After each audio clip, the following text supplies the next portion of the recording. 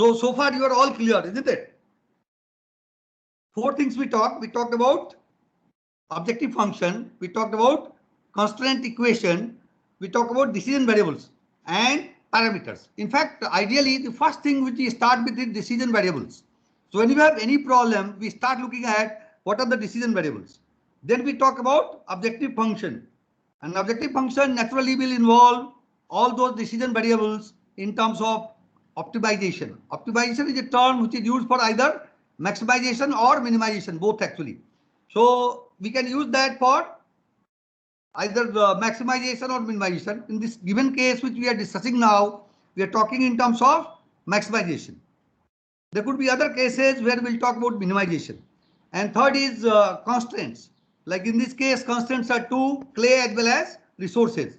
Your clay is limited by the quantity which we have every day, and similarly resources are limited by the quantity we have every day.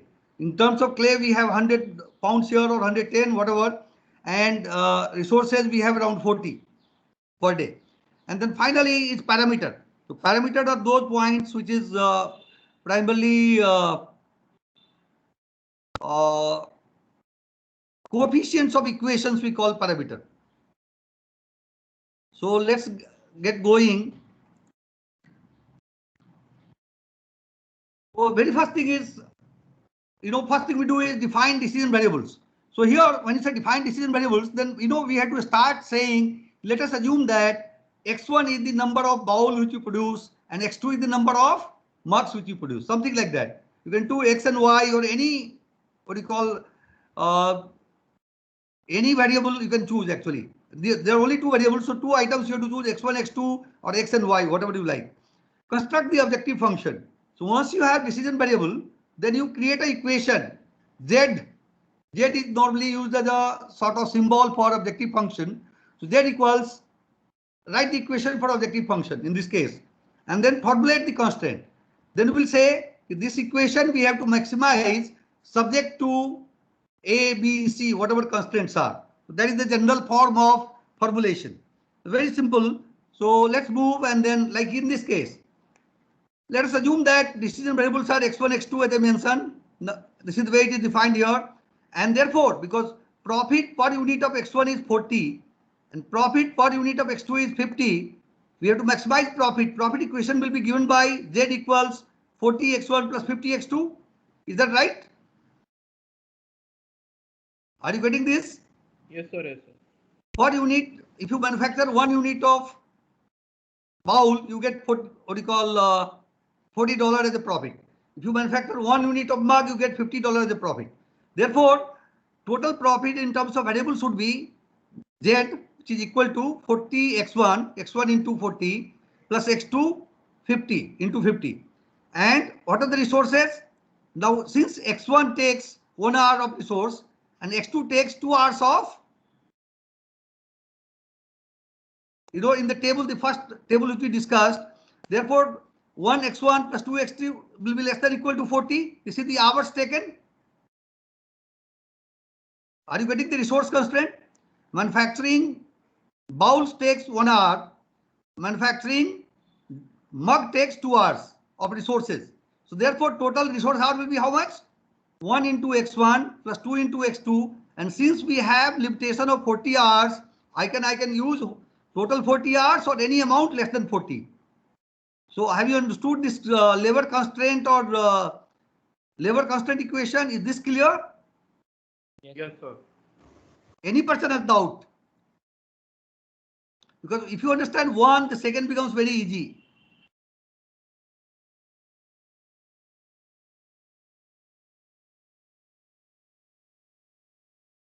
Any person have any doubt?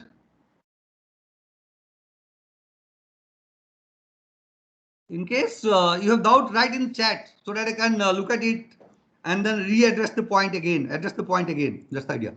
So similarly, next constant would be what? 4x1, because producing a bowl requires 4 units of clay and mug requires 3 units of clay. So 4x1 plus 3x2, and how much total we have in a day? 120 pounds. So it should be either equal to or less than 120 pounds. Then if you had, let's say, 5 constants, so we have to write 5 equations like this. And then, we cannot have a negative value for either bowl or mugs. Therefore, we call it non-negativity constraints. So always, in almost all the problem, you have to define that x1, x2 or whichever variables you are taking, those are non-negative. And how to do that?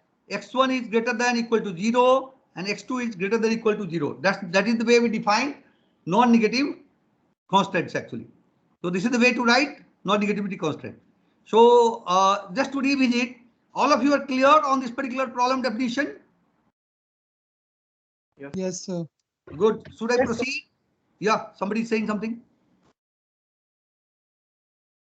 I heard a sort of like voice which I didn't hear properly. So any doubt? Any person has any doubt? I'll assume that you have no doubt. So let's move forward. Now, just to rewrite the equation in a neater way, we'll write maximize. This is the way it is written. Normally problem is written like this. So each word here is important. Like either you have to write maximize or minimize, and then you have to write equation. This means maximize z equals 40x1 plus 50x2 in this case. Or whatever is the objective function that you have to write first. This is what is called formulation. So let us say sometime you are asked to do a formulation. So this is the pattern you have to write for getting a correct answer or full marks for that. Then this we have to maximize. Then we write subject to. You can write ST also in short, ST or subject to. Then write all the constraints here. Like in this case, 1x1 plus 2x2 is less than equal to 40. 4x1 plus 3x2 less than equal to 120. And both x1 and x2 are non-negative. So this is called formulation of the problem. Okay. Now, can you plot this in a graph? Is it possible to plot this region on the graph? That is what the graphical solution will come to. So we'll come to that. Let's hold on for some time.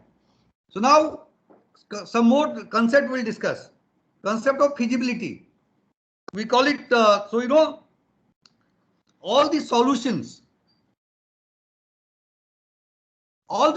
for this particular set of problem is called a solution. Whether it is, this means, any value of x1 and x2 will be known as a solution. Then solution will be of two types. One will be feasible solution, other is infeasible solution. Now feasible means those solution which doesn't violate these equations, these three constraints. So those are within these three constraints. They are called feasible solution. Any solution who violate these constraints, those will be called infeasible solution. So got this definition? Feasible and infeasible solutions? so there is one doubt. So we have Go ahead. 40 hours a day and 120 pounds of clay. So won't we want to like use the entire resources that we have and make it equal to? But if you do equal to, it's a very good question. Here when you say less than equal to, this means equal to is also there. This means if it is possible to use entire resources, you are welcome to do that. But maybe due to some issue, you may not be able to use entire resources. Therefore, it is used less than equal to. So less than equal to also include equal to. The trouble with equal to is the moment you force to be equal to, it may become infeasible because there are so many constraints and satisfying all equality could be a challenge. That's why for LP it is written less than equal to or greater than equal to. Does it answer your question? Yes, sir, got it. But it automatically takes into account equality. So model will try using maximum which is possible to be used. If we put equal to, then it will become simultaneous equations and we probably will get an answer. But that doesn't serve the purpose of getting maximum profit. True, absolutely right. So simultaneous equation could be we are just thinking in terms of only two. Let us say you got 40 equations like this. So you take a steel plant which is very complex and a product has to go through 40 steps or stages or 40 departments or 40 type of operations. Then you will have 40 equations here. And in that case, solving 40 equality simply not possible. Because they may not be that balanced because each product requires different usage in different departments and different resources usage. So now here, let's understand this equation in terms of feasible and infeasible. So which are the feasible solutions here? Can you give some value of x1 and x2 which will give you a feasible solution?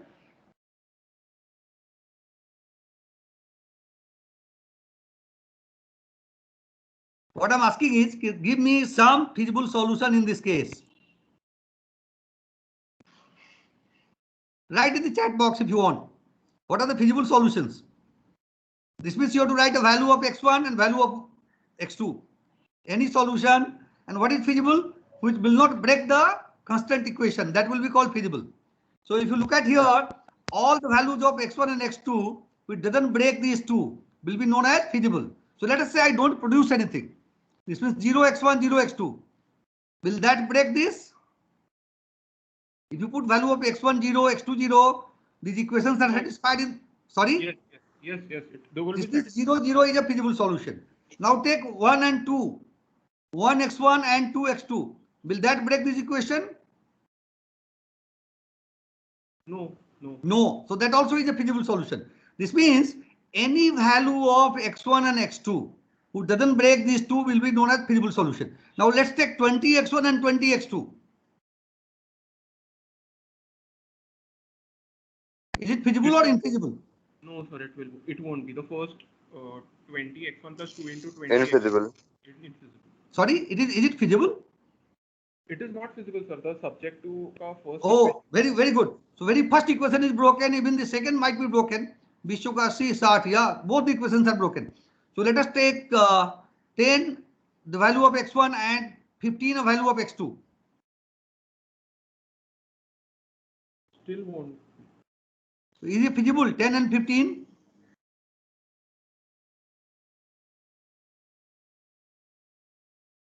So when you put 10 here and 15 here, the first equation is okay.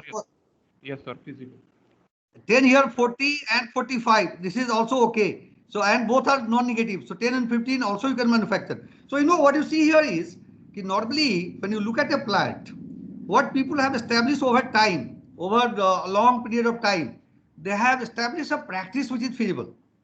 But what they are manufacturing may not be feasible. So what they might have done is go on increasing like this and then use the particular level. So each company typically have a planning function, planning department, and they have a method for doing something which they have established based on experience. And that is what they have been doing day in, day out. That doesn't guarantee that is the best solution.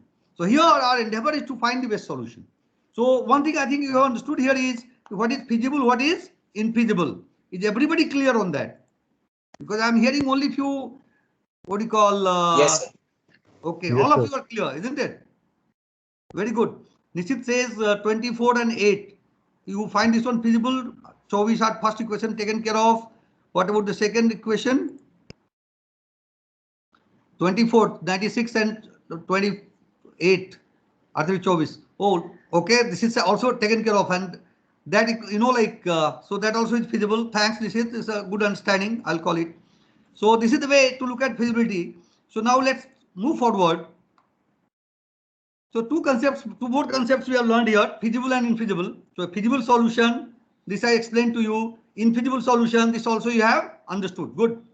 So now here we have, you know, these there are two methods of solving. One we call graphical solution, other is known as simplex method. So simplex we'll talk in the next class. That is purely a sort of like mathematical juggling actually.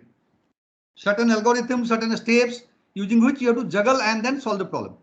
The graphical, since graph is a two-dimensional figure, isn't it? You do on a plain piece of paper. So any problem with two variables you can use and solve using graphical solution. And since you are putting on graph, visualization or understanding becomes very easy. That is what we'll see. Now draw this graph. Can you guys try attempting drawing these two constant equation graph? Like plot these two equations on this graph. Yes, sir. Will you like plotting this before I go and move and go and show you? Because here the moment I put in this mode, you can see the next slide. So here normally what I do is I go with a intersection, like I always write this in a standard form, like x1 upon 40, x2 upon 20 equals 1. This means, you know, on x1 axis, which is this axis, your first equation will be touching here at 40 and here it will be touching at 20. So join these 2 points, that becomes first equation. Similarly, x2 upon 40, x2 upon 30 and sorry, this is x1. I'm sorry for that. x1 upon 30 and x2 upon 40 is the second plot. So with that, if you go down, these are the two equations, isn't it? First line, first here, like 30, 40, and this is the way. Now here, both are less than equal to. This means, this has to be lower side towards origin. The away from origin is the greater than equal to area. Like if you take this constraint equation and you write greater than equal to, then this area, the white area will be greater than equal to. Whereas the bounded area here will be less than equal to. And this is also non-negativity constraint is satisfied because we are considering only first quadrant. So it is more than 0 and more than 0 here also. So the shaded area is called feasibility region, feasible region. So, because the shaded area satisfies both the equation, both the constant equation. x1 40 and x2 20. First equation is this line, second equation is this line. So the shaded area conforms or satisfies both the equation. So this is feasibility equation, feasibility region we call it. Now any point in this region is a feasible solution. So how many feasible solutions you may have? Infinite. Integers. Yeah, all the integer values in this because in fact LP doesn't give you integer solution, but the construct of this problem is such that we cannot have fractional solution. Therefore, all the integer value in this region will be quite a few, and that will be one of the solution. So now, in a graphical solution, what you have to do is, if you have 3 equations like this, plot all these 3 equations, plot a feasibility region. Then once you plot that, it's very simple to find solution. I'll tell you that how to do that. Now this is the feasibility region. Equations are given here, and now what you do is, once you plot the feasibility region, then very first thing you do is plot objective function. Just put any value of right hand side of the subjective function. Like here, start with 800 or 600, whatever you like, for one value, and draw a line, objective function line. So you understood how to draw this objective function line? Okay. Take this equation, objective function equation, assume any value which you like, and draw this line. Is that right?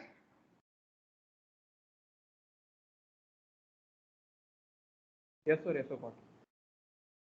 I hope everybody is getting it, because unless you understand it, if all of you are getting it, because it becomes very simple, and then this, then it will be easier actually. So I hope anyone has doubt, please write in the chat box, please. So this is the line. Now tell me one thing. Since we are maximizing, should we exploring away from origin or towards origin? This means, you have to move this line, because normally one another thing is this set, the shaded area or the covered area is known as convex set. And convex set has got, mathematically we are not going to those derivations, because those are pure mathematics students case. For our practical purposes not included in this course, the solution will lie on one of the corner points. The best solution will lie on one of the corner point, that you need to remember, both in maximization as well as minimization. This means solution will be either here or here or here or here. One of the 4 points will be the optimal solution. So that is true with both the case of maximization and minimization. Only thing could be, in case of minimization, your region will be different than what we are talking here. So that will be true for both the cases of maximization and minimization. So you have to explore on these ones. So for doing this, you draw the objective function line, then keep pushing this line away from this one, away from the origin, because if you move towards origin, value of z will go on decreasing, isn't it? If you go away from origin, value of z goes on increasing. And since we are talking about maximization, you will come to a case where this line passes through only one point in the region. Like when you start moving, you will see that when you are coming to this point, the subjective function line will not touch the feasibility region except this point. And that is what we'll see in the next. If you keep on moving away, and finally this is the objective function line which is passing through point B actually, and there you see only one. And if you find the coordinates of this point is 8 and 24, which somebody had find, I think, manually, and that is the best solution. When I asked for feasible solution, I saw in the chat box one gentleman writing this solution. Is Nishant actually, x1 24, x2 8, and that is what x1 24, x1 8, and this is the best solution. This is called optimal solution, and this method is known as graphical method. So now if you evaluate, which you do not do, you will find that the value of z at all these points, this point B is the highest, which is 1360. These points will be lower, all other points will be lower. Obviously at 0 will be 0. So out of the 3 points, this is the best point, and the optimal solution always lies at one of the corner points of the region. That you need to remember. So guys, you have understood how to do graphical solution and how easy it is. Sir, why is it at one of the corner points? Can you again explain that? Oh, that is that mathematically you have to. That is a big theory behind it. So that I think for the sake of this class, we have to just take for as a sort of like this is the way it is. So that need to be a convex set theory where this can be proved that the optimal solution will exist only on the corner point. Okay. No, this is, as I mentioned to you, in the abstract OR class that is taught.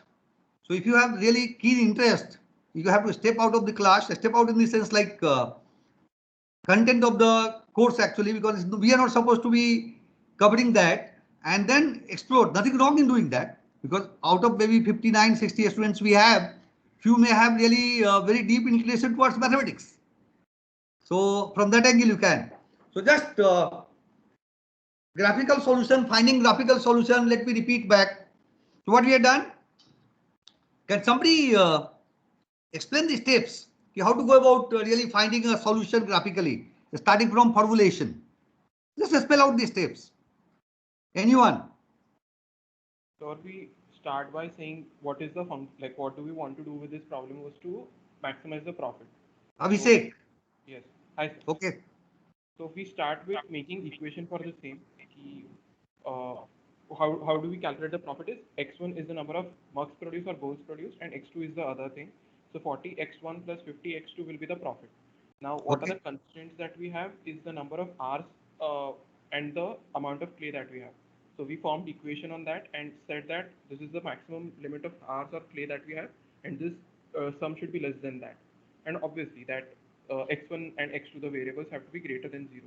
So once we have this entire thing formulated, we plot the graphs of the three constraint equations that we have and find the common region.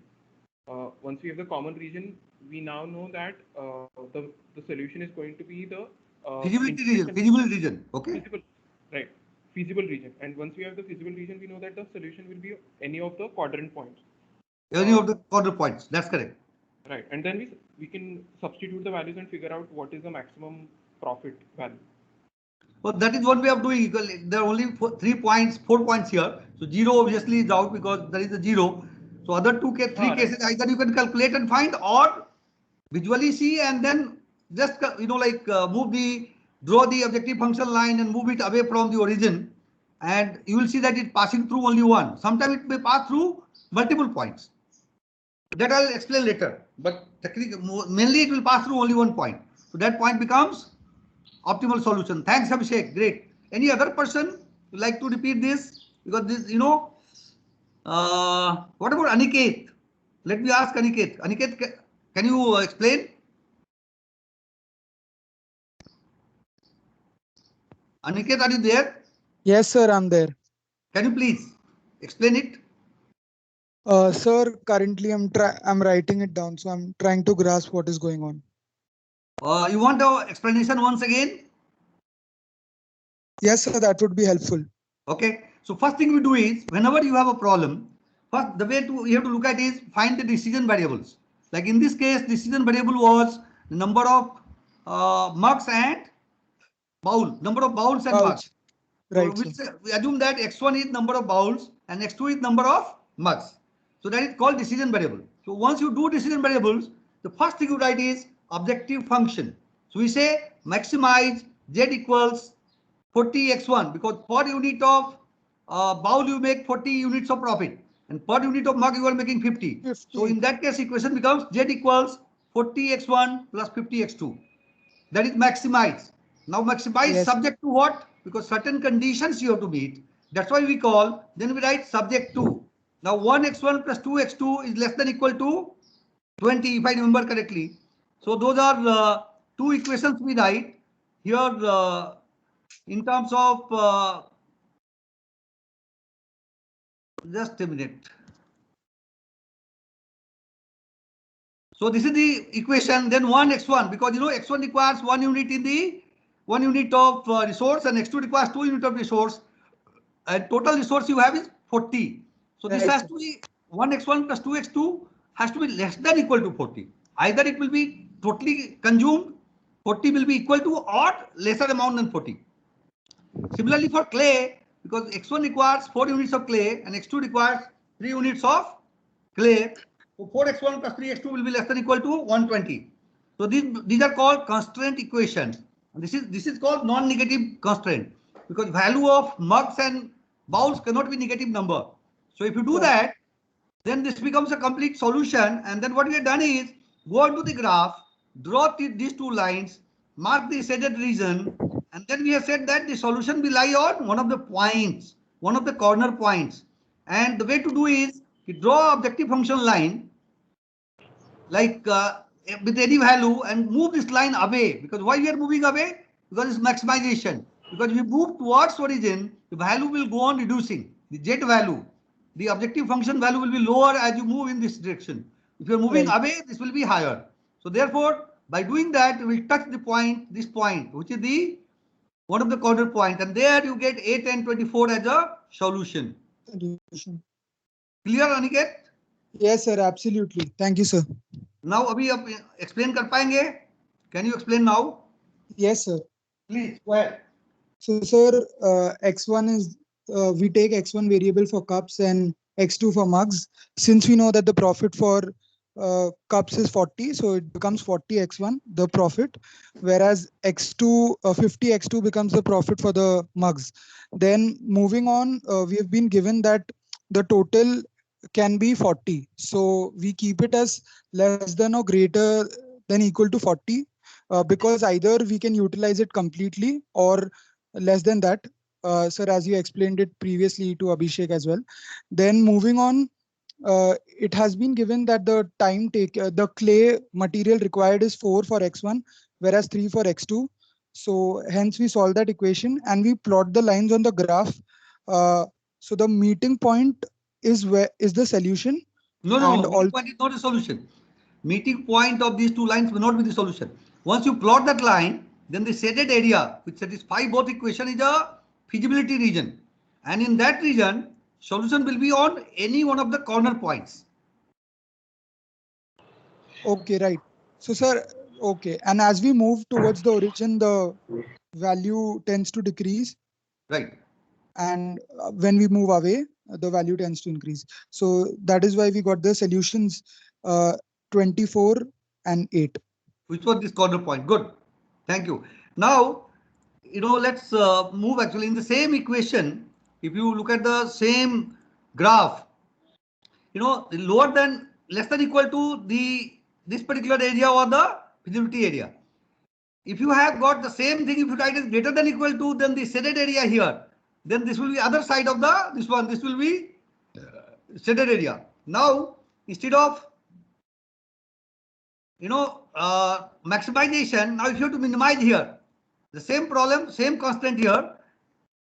No, it's a different problem actually. So, here again, it's a minimization problem here, but the constants are 2x1 plus 4x2, any other problem. It's not the same problem. And 4x2, 3x2. So, same way what we have done, we have drawn one line, we have drawn the second line, and since it is greater than equal to, so this will be the feasibility region. Now, since it is minimization, here we have to move towards origin. So either this point, this is 0 and 8, or 0, 8 here again, 8, 0, or this point.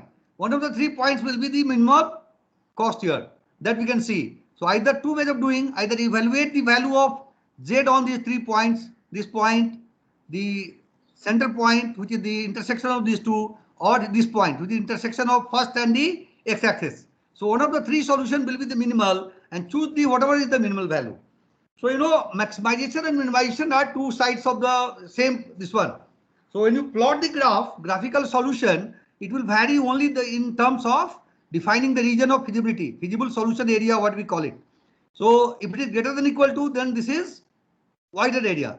If it is less than equal to, then this is the area which is covered between these lines actually. So that you have to be a little careful. Now tell me one thing. Let me ask you a question. What about, instead of minimization here, if I write maximize Z, the same equation, then what will be the value?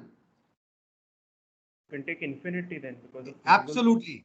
That is called unbounded solution. You can go on increasing till, you know, like you don't know how far. Infinity is just a concept, isn't it? So practically that is called unbounded solution. This means you can increase your profit enormously. That's the idea. Normally it doesn't happen in life that way, but just mathematically. Okay? Very good. For a doubt here, so when we Go were ahead. doing that balls and mugs wala question, so if we just assume we solve the first two equations in the constraint, 1x1 plus 2x2 is less than equal to 40, and 4x1 plus 3x2 is less than equal to 120. We assume it equal to and we solve it like simultaneous equations, we get the answer of 24 and 8. So that isn't it going to be a very common trend? We see that when both these equations lines are going to intersect, that point is going to be the answer to the question. Is it like that? So this is not like that in all the cases, because you know, let's go back to that graph again. Let's take this graph. This is the same thing. Here, intersection is this point, isn't it? Point B is intersection. Yes. And luckily in this case, that is the solution. Therefore, it is confusing, it is creating confusion in your mind. But you know, like as per the theory of LP, on the basis of theory of convex set, solution could be either A or B or C. Incidentally, in this case, solution is B. Therefore, you are thinking that from simultaneous equation angle, this will satisfy. But maybe in some cases, if objective function was different, okay. See, let's say here these two equations are same. Now let us change the objective function. Let's change the objective function. Instead of 40x1, you know, you take something like a line, objective function which is parallel to this line, let's call it. Okay. Or parallel to this line. In that case, solution either will come here or here. So if you change the constraint here, instead of what you call parameters here, instead of 40 you have something other number, 50 some other number, then in those cases may not be the solution. Does it clarify? Yes, sir. Yes, sir. Sir, the question. Go ahead. Yes, please go ahead. Sir, the question you asked before his query, can you please repeat that question? Which one? The maximization one or minimization? Yes, minimization one. So now when we have to do it for infinity. Right. Like what I was saying was, if you take, let's say this question, this is a region for minimization. So here, feasibility region is just all the shaded area, which goes beyond. Now here, instead of minimize function here, if somebody puts a maximize function here, like if I tell you, since you are all, what do you call M1, M2s are going to be, what do you call MCQ, we might put questions of this type, which is little, you have to be little careful. So I like maybe write a region like this, write equation like this, which is this region. But instead of minimization, we put maximize. So now here, if you maximize means this will lie on other corner points. Where are the corner points? Those corner points are not defined here. These are 3 corner points plus, you know, other corner points which are, you know, and which is going beyond. So the moment here, this means, you know, you will go on increasing till infinity. So primarily value of x1 and x2, if you write this function as maximize, this becomes very large numbers or infinite numbers. Therefore, that is called unbounded solution in LP parlance. Okay, sir. But you know, if this particular, like whenever, and another thing, generally, it may not be 100% true, but generally, when all constraints are less than equal to, this means maximization. That is a law of nature, because nature doesn't give you something to deal with and you have got uncontrolled resources or unlimited resources. Therefore, that goes with the law of nature, let's call it. And whenever you have greater than equal to, then it will be minimization. Okay. Like in this generally, but some cases it could be a mixed problem. Like some constant will be less than equal to, some constant may be greater than equal to. See, this is the area which is very interesting area for those who are research oriented. Because believe me, mathematics, all these equations you have learned so far, those are sort of like proven over a long period of time and things are sort of tied down properly. But in case of optimization, there are many areas which are still to be explored actually.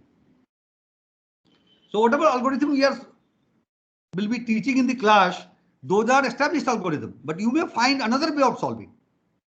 So, you know, like somebody wants to write a, what do you call, research paper on that, wants to get into a little more detail. So this is the area where all those can be done. So it's very interesting from that perspective. Okay, sir. So,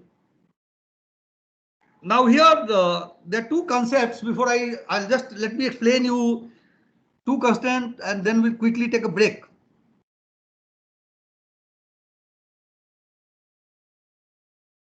I'll take a, now let's go to the first equation, very simple equation, which we wrote in the first case, like that is where the, what you call, board is very handy. If you are in a physical classroom, board becomes very handy. Like here, let's say here. Now you have got, look at the equation.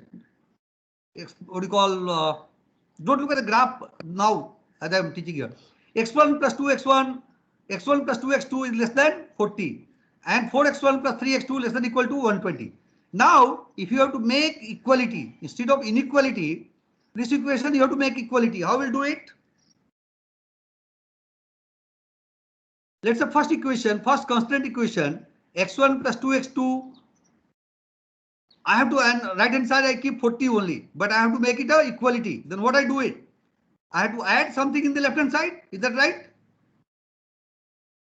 Sir, not clear. Sorry. What are you trying to say? What I'm saying is, let's say write down, therefore whiteboard could have, anyway, x1 plus 2x2, this is less than equal to 40. This is the equation here, isn't it?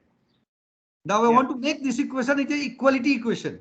I want to make it equal. So how do I write in equality terms? I can write it x1 plus 2x2 plus s1 equal to 40, where s1 is another number. I can do that. Yes. Yes, sir. Yes, sir. Got I it. can do that. X1 plus 2x2 plus s1 equal to 40.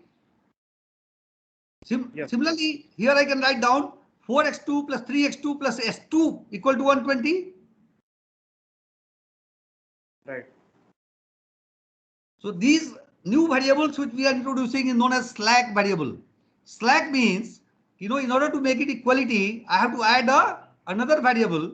This means value of s1 will be either 0 or integer in this case. So, and that is called slack variable. So s1 and s2 will be called slack variable. And relevance here in the case of the problem is, this means if you are not able to use the resources fully, somebody was asking, if you have equality, you can utilize the resources fully. And you have seen in the solution also, we are not using the resources, let's say fully. So that case, S1 and S2 will have some value. And those are called slack value. So basically those are unused capacity.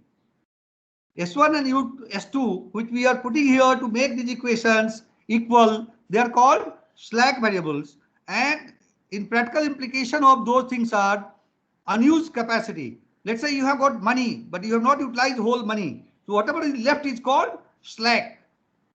Slack for that particular thing. And